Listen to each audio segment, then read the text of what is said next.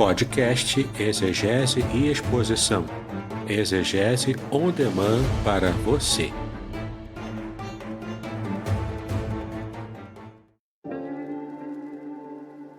Shalom! Aqui é o Davidson Pignon. Eu ajudo pastores e líderes cristãos a fazer estudos bíblicos na igreja sem ter problemas com interpretações bíblicas erradas. Então, se você está pensando em compreender a sua Bíblia com segurança, não deixe de assistir a mais conteúdos como este aqui neste canal.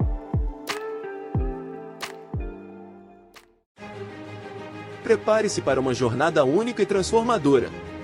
Nas 346 páginas deste livro emocionante, Davidson Pignon mergulha nas profundezas do Salmo 91, revelando segredos escondidos na língua original hebraica, palavra por palavra, versículo por versículo, com linguagem simples e conteúdo profundo. Este livro é a chave para a compreensão de uma proteção divina extraordinária. Descubra como aplicar essas revelações originais à sua vida.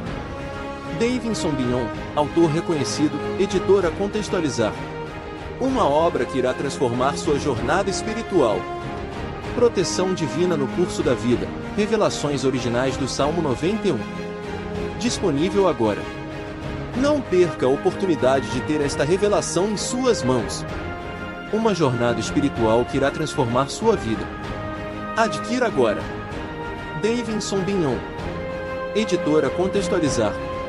Seja abençoado pelo Salmo 91. Adquira o seu hoje mesmo. Então vamos aprender hoje sobre o amor verdadeiro, que é uma demanda muito comum ainda hoje. As pessoas produzem filmes, produzem séries, produzem livros também na literatura, poesias, enfim. Tem bastante exemplos em nossa sociedade da busca pelo amor verdadeiro. Muitos romances são escritos em cima dessa verdade. A busca incessante pelo amor verdadeiro. Será que existe o amor verdadeiro? Será que nós temos encontrado o amor verdadeiro? Será que alcançamos felicidade quando achamos, ou pelo menos entendemos que achamos esse amor verdadeiro? Vamos abrir a palavra de Deus no livro de Lamentações. Lamentações de Jeremias. Nós vamos ler o capítulo 3 e leremos também os versículos 22 e 23. Lamentações de Jeremias, capítulo 3, versículos 22 e 23. Neste culto é que estamos separando para falarmos sobre a oferta, a entrega total de nossa vida, de nosso ser ao Senhor. Também vamos ouvir agora sobre a contrapartida dessa entrega. Na verdade, a nossa entrega é uma resposta a uma atuação primeira que Deus fez em nosso favor. E vamos estar então abrindo a palavra de Deus em Lamentações, capítulo 3. Nós vamos ler dos versículos 22 e 23, que diz o seguinte: As misericórdias do Senhor são a causa de não sermos consumidos, porque as suas misericórdias não têm fim. Renovam-se cada manhã. Grande é a tua fidelidade. Glórias ao Senhor. Estamos diante de um texto que é um texto típico da literatura antiga, na época bíblica, que é o texto de Lamentações. Era muito comum na época bíblica que as pessoas que estavam tristes, chateadas, magoadas com alguma situação, expressassem essa mágoa, essa tristeza. Não existia esse lugar comum que nós temos em nossa cultura ocidental, de tentar maquiar a tristeza e apenas mostrar a felicidade. Isso fica muito patente hoje em dia quando a gente observa, por exemplo, nas redes sociais, em que todo mundo é feliz, todo mundo tem um sorriso colgate, todo mundo parece que vive no mar de rosas, no mar de felicidades. Não estamos colocando perante o público os nossos momentos de tristeza, os nossos momentos até de raiva, de rancor, em que expressamos muitas vezes o nosso desapontamento, o nosso descontentamento com a vida. Ora, se eu for perguntar para cada um de vocês, e é claro, se cada um de vocês for sincero, vocês vão dizer para mim pontos de sua vida que não estão bem ajustados. Então, quando a mágoa chega, quando a tristeza chega, quando o rancor chega, o desejo de falta de perdão chega, quando a dificuldade para lidar com certas circunstâncias da vida também chega, quando essa dificuldade chega, como que fica o nosso sentimento? Será que eu vou estar expressando o meu sentimento? O sentimento negativo? Ou será que eu preciso maquiar tudo para apresentar a Deus uma oração politicamente correta, como a gente costuma fazer hoje em dia no mundo social? Perante Deus, o nosso coração precisa ser desnudado. E esse desnudamento da alma perante o Senhor, às vezes vai fazer com que a gente esteja expressando uma tristeza profunda, e é isso que o profeta Jeremias fez em todo o seu livro, na sua peça literária chamada Lamentações, do profeta Jeremias.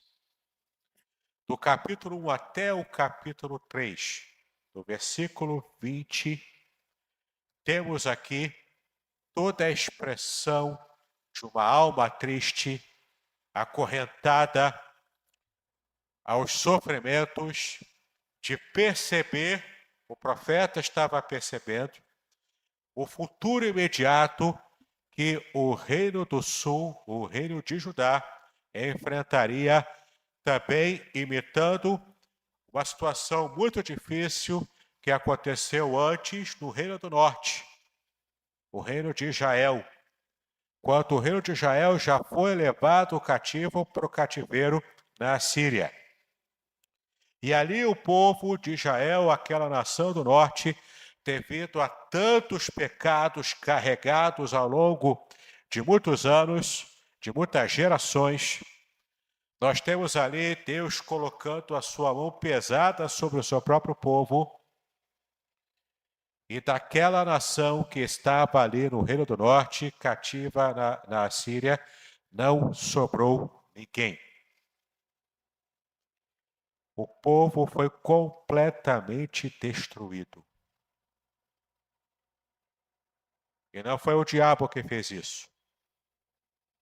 Não foi o inimigo que fez isso. Foi o próprio Deus trazendo castigo a um povo desobediente. Em nossos tempos politicamente corretos, só podemos dizer que Deus é amor. Mas a Bíblia também revela um Deus que ama, mas um Deus que é justo. Um Deus que pune a impiedade com mão forte, ainda que essa impiedade seja achada na vida e no coração do próprio povo de Deus. O juízo começa pela casa de Deus. Mas então está aqui o profeta Jeremias lamentando, chorando amargamente, porque assim como aconteceu com o povo de Israel lá no norte, estava prestes a acontecer também com o reino do sul, a nação de Judá.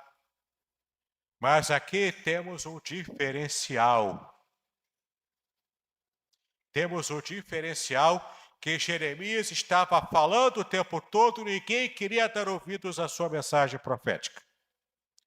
E o quanto isso trouxe frustração, tristeza, amargura ao coração do profeta Jeremias. Observe o que ele disse aqui, ainda no capítulo 3 de Lamentações. Veja como ele disse aqui, no versículo 19. Lembra-te da minha aflição, ele conversando com Deus, e do meu pranto, do absinto e do veneno. Minha alma continuamente os recorda e se abate dentro de mim. O profeta estava profundamente abatido. Ele já estava vendo o que aconteceria no futuro. Era o futuro próximo. Aqui não há lugar para o profeta estar dourando a pílula. Aqui não há lugar para o profeta mentir ao povo e dizer, não, Deus é amor, Deus vai cuidar da gente, Deus vai preservar a gente em tudo, Deus não vai punir a gente. Não, o profeta estava enxergando a realidade. E como homem honesto diante de Deus, como homem honesto diante do seu povo, ele falou a verdade. E o povo não queria ouvi-lo. Mas o ponto de virada na cabeça, nas emoções, no coração do profeta, o que fez com que a alma do profeta fosse restaurada e não continuasse no seu azedume, você percebe aqui no versículo 21, o ponto de virada. Eu quero trazer à memória o que me pode dar esperança. A partir do versículo 21, o profeta quis abandonar o pensamento, o foco, todo o seu olhar para aquilo que estava prestes a acontecer. Toda a luta que ele percebia que o povo também passaria logo adiante. Mas faz toda a diferença quando você consegue retirar o foco do problema e colocar a sua atenção, o seu foco, o seu olhar, disciplinando o seu olhar para aquele que tudo pode fazer, para aquele que pode mudar a sua história, para aquele que pode mudar todo o curso do seu caminhar. Aqui o profeta começa a perceber que há uma diferença muito grande para tirar todo o azedume da sua alma. E a diferença está em ele passar a se lembrar do que Deus havia feito no seu passado. Porque no versículo 22 que nós lemos, o texto diz: as misericórdias do Senhor são a causa de não sermos consumidos. Aqui ele se refere, nessa tradução em língua portuguesa, às misericórdias do Senhor. Mas você sabe que eu consigo olhar lá no original em hebraico, e em muitas ocasiões eu percebo que está de fato ali, no texto, no original. E a palavra que aparece ali no original não é totalmente misericórdia. Embora seja uma tradução possível, seja uma tradução correta até, mas não traduz milimetricamente o que a palavra realmente quer dizer. A palavra que aparece no original em hebraico para essa primeira parte do versículo 22, não é a palavra misericórdia, mas é a palavra amor leal, amor verdadeiro. É a palavra hesed em hebraico. Hesed também faz parte no seu campo semântico da palavra traduzida como misericórdia. Mas é muito mais do que isso. Quando eu me refiro ao amor hesed de Deus, eu me refiro ao amor leal de Deus, a lealdade de Deus, a fidelidade de Deus aplicada ao povo com o qual ele tem aliança. E aqui não me refiro àquele que esporadicamente vai à igreja, àquele que esporadicamente se lembra de Deus, especialmente quando as coisas vão mal. Aqui eu não me refiro àquele que quer se lembrar de Deus só para se livrar do inferno, já próximo da morte. Aqui eu não me refiro àquele que quer tentar lançar um migué para Deus, tentar enganar Deus, como se Deus fosse possível de ser enganado. Mas aqui eu me refiro ao amor leal que Deus tem com aquele que tem uma aliança firme com Ele. Uma aliança consistente. Uma aliança totalmente firmada, porque você não consegue passar um dia sequer sem querer ouvir a voz de Deus e sem querer falar com Deus, porque você tem um relacionamento de firme aliança com Ele. E o texto é muito claro quando o profeta diz que nesse momento, quando ele muda a chave de trazer à memória as coisas boas, ele aqui está se referindo a esse amor leal de Deus, o amor Hesed, o amor que extrapola toda a experiência humana, o amor que está totalmente ligado a você como indivíduo e também a você como parte de uma nação, de um povo que vive aliança com Ele. E Judá, o reino do sul, Judá, era diferente do reino do norte. Porque no reino do norte, toda a sucessão de reis, naquele período pré-cativeiro, era uma sucessão de reis malignos. Reis que não queriam fazer a vontade de Deus. Não teve um rei sequer que se dignou a fazer o que Deus queria que fosse feito. O modo como a nação fosse governada, fosse dirigida. Sim, reis ímpios levam nações à bancarrota.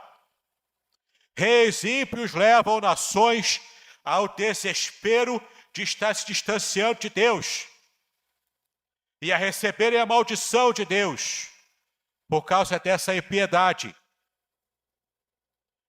Mas no Reino do Sul era diferente porque existia uma sucessão, uma troca de reis ímpios e reis bons. Reis que não queriam saber de Deus e reis que agora passavam a servir a Deus. E isso fez diferença.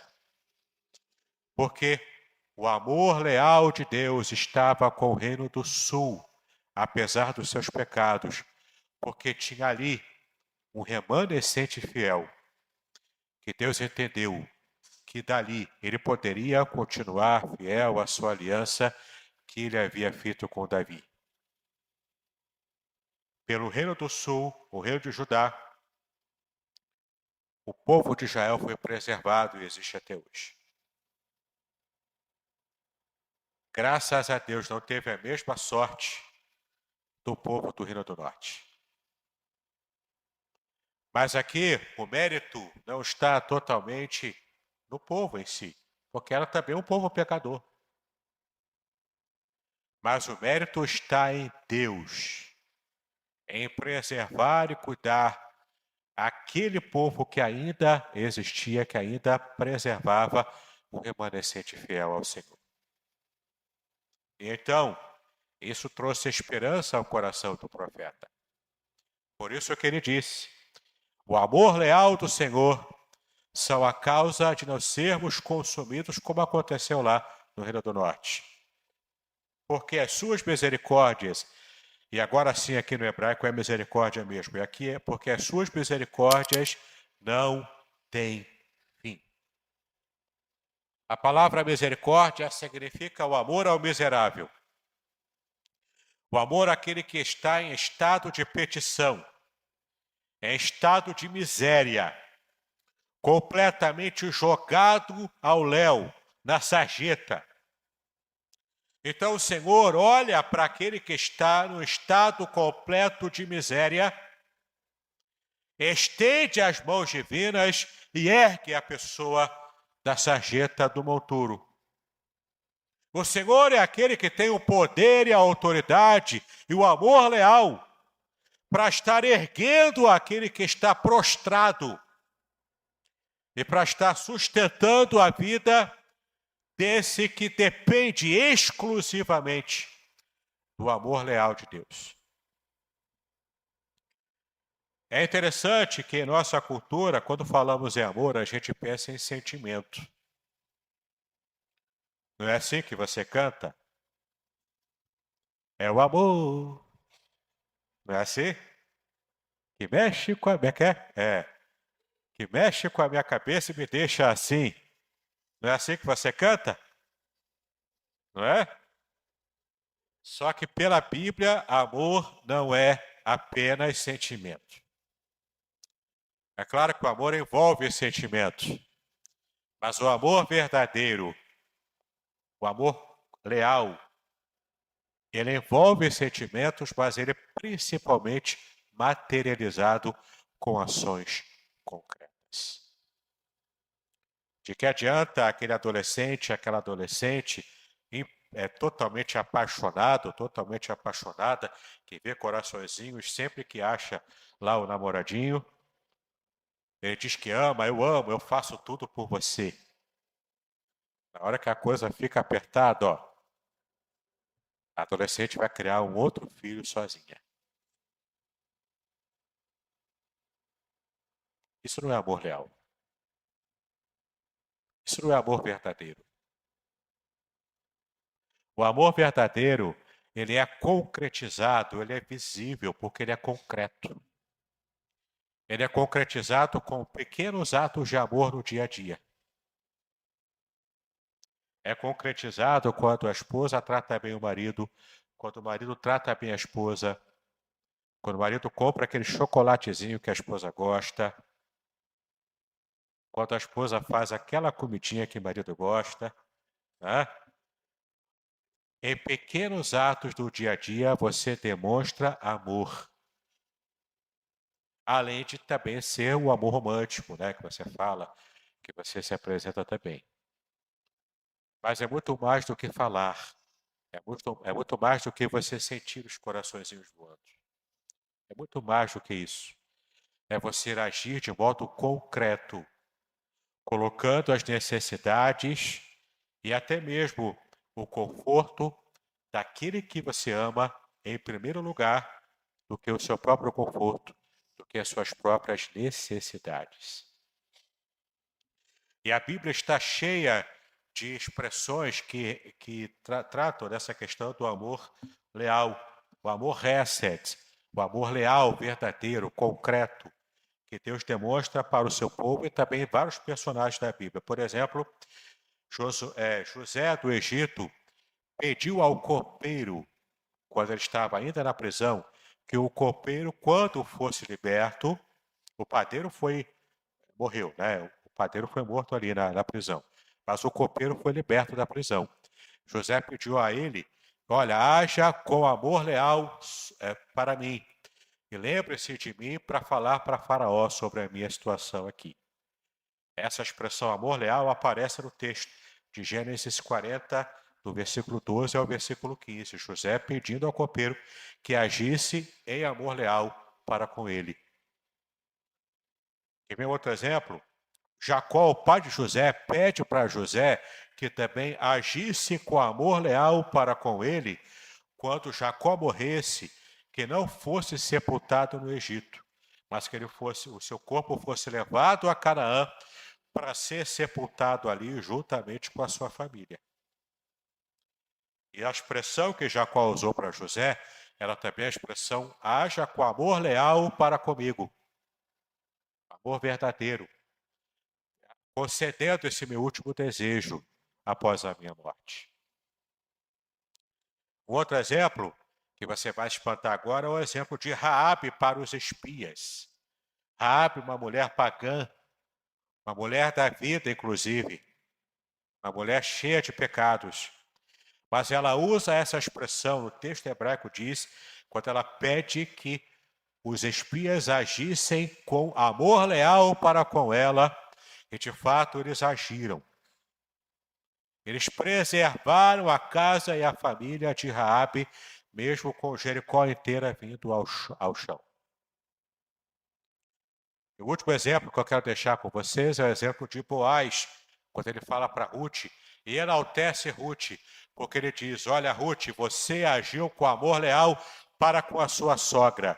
E você agora também está agindo com amor leal para comigo, porque você está escolhendo se casar comigo, em vez de procurar um jovem, um homem mais forte, mais jovem, com mais condições, talvez, de ter uma vida mais longa contigo. Boaz era bastante velho, muito mais velho do que Ruth. E mesmo assim ela seguiu por amor leal as instruções da sua sogra Noemi. Meus amados, agir com amor leal é mais do que apenas você desejar ter aquele mesmo sentimento que nunca se acaba, porque o sentimento ele passa por altos e baixos. E quando você acha que o seu sentimento está numa parte baixa, numa época em baixa na sua vida, o sentimento de amor, você acha que o amor acabou. Mas quando você entende o conceito bíblico do amor, que é o amor leal, o amor de quem tem um compromisso com a pessoa amada e não vai abrir mão desse compromisso por qualquer situação, pode vir a tempestade que for, você não vai se deixar abalar, porque você tem um compromisso firme com essa pessoa. Isso envolve, portanto, sentimentos, mas também envolve muito mais uma decisão que você tem de continuar amando a pessoa que você escolheu amar, apesar de descobrir algumas coisas não muito românticas na vida dele, na vida dela. Mas o romantismo não morre, porque o seu compromisso em amar essa pessoa, o seu cônjuge, o seu filho adolescente, você já entendeu o que eu quero dizer? Você tem um compromisso de amá-los. E nada nesse mundo vai fazer com que você lance fora o compromisso que você um dia definiu de amar o seu marido, a sua esposa, o seu filho, os seus pais, o seu amigo, o irmão da igreja, o seu pastor. O amor leal é o amor que você escolheu levar por toda a sua vida. Por quê? Porque esse é o modelo perfeito de amor que Deus escolheu também para trazer a cada um de nós. Então, mesmo que você não tenha um marido, uma esposa que te ame de verdade, que você tenha tido muitas decepções ao longo da sua vida, colecionado tristezas e decepções, ainda que você esteja hoje vivendo uma situação de você sentir mal amado ou mal amada ao longo da sua vida. Meu querido, se você tem uma aliança com Deus, pode ter certeza, Deus te ama profundamente com o amor de aliança, o amor leal, o compromisso que é eterno e jamais se acabará. Então, enquanto você viver, o compromisso perpétuo de Deus é de amar você, se é que você está em aliança com Ele. E como é que você pode experimentar o amor leal de Deus que não se acaba, que permanece para sempre? Cristo Jesus possibilitou que você tivesse essa experiência de amor de Deus favorável a você. Então, todo mundo pode decepcionar, mas Deus não vai te decepcionar. O profeta estava aqui numa situação difícil. Ele sabia que ele também seria levado para o cativeiro, apesar do profeta não ter cometido os mesmos erros de toda a nação. Ele estava pagando um preço muito alto. Mas mesmo com toda a sua fidelidade a Deus, ele estava disposto a pagar o preço junto com a nação para a qual ele foi designado para profetizar. Por que isso? Porque no final de tudo, No final de toda a situação difícil, de todo o deserto que eles passariam, no final de tudo, o que o profeta estava colocando em foco na sua vida, estava focando em sua mente, é o amor leal de Deus que jamais se acaba. Paulo mesmo disse, o amor jamais acaba. Que amor é esse? O amor leal, o amor total, o compromisso total de Deus para com as pessoas que estão em plena aliança com Ele. Em Cristo Jesus, você hoje pode ter um relacionamento de aliança com o Senhor. O Deus irado contra a humanidade pecadora, agora ele pode ser o Deus favorável a você. Porque a luta que você enfrenta na sua vida não é maior do que o amor de Deus sobre você, se você está em aliança com Ele. Tudo o que Deus fez para alcançar você em Cristo Jesus, Ele fez porque te amou primeiro. O texto bíblico nos assegura isso. Deus nos amou primeiro quando ainda éramos inimigos dele. Por sua soberania e graça, Ele demonstra o seu amor leal para conosco, enviando Cristo, seu Filho, imaculado, santo, sem pecado, para morrer em nosso lugar. E nessa obra de substituição, isso produziu o favor de Deus em nosso lugar. O favor de Deus para todos nós. Por fim, eu quero abrir com você o texto do profeta Miqueias. Miqueias capítulo 7, versículo 18. Enquanto meditamos nesse amor leal de Deus, enquanto nos apresentamos a Ele com o coração grato, já terminando esse período de mensagem, eu quero ler com você Miqueias capítulo 7, versículo 18. Eu gostaria que você marcasse esse versículo e guardasse esse versículo no seu coração. Miqueias capítulo 7, versículo 18. Quem, ó Deus, é semelhante a ti, que perdoas a iniquidade e te esqueces da transgressão do restante da tua herança. O Senhor não retém a sua ira para sempre, porque tem prazer na misericórdia, porque tem prazer no amor leal. Exercer amor leal para o povo que está em aliança com Deus. Esse ato de Deus para com o seu povo traz prazer ao coração de Deus. Deus te ama tanto, meu irmão, minha irmã, que está em aliança com Ele. Ele tem prazer em te abençoar. Ele tem prazer em mimar você. Ele tem prazer em responder às suas orações. Então, coloca na sua mente o seguinte: o foco da minha vida a partir de hoje, a virada de chave na minha vida, vai ser quando eu parar de ficar olhando ao meu redor e vendo tudo que está dando errado.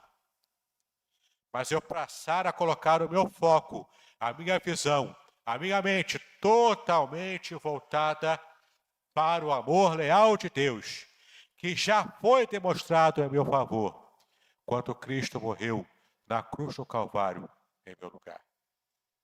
Entenda isso, Deus te ama a tal ponto que Deus sente prazer em demonstrar o amor leal dele próprio para a sua vida. Amém?